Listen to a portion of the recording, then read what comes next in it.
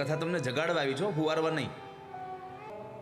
અત્યાર સુધી સુતા રહ્યા છો, હવે ઉઠવાનો વારો નથી, હવે જાગવાનો સમય આવ્યો છે. પથારીમાંથી ઉઠે એને ઉઠો કહેવાય, પણ વિચારોમાં જે ઉઠી જાય એને જાગો કહેવાય.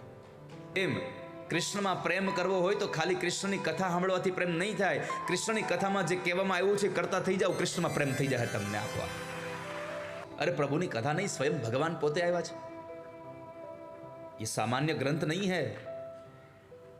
આપણને પ્રભુમાં પ્રેમ થઈ જાય, અને પ્રભુમાં પ્રેમ ત્યારે જ થાય વાલા ભક્તજનો, તમે પ્રભુની કથા સાંભળી હોય. માં રૂકમણીએ કહ્યું, નિર્વિષ કર્ણ વિવરે હરતંગ તાપં. ભગવાન, મેં તમારી એટલી કથાઓ સાંભળી પછી મને તમારામાં પ્રેમ થઈ ગયો છે.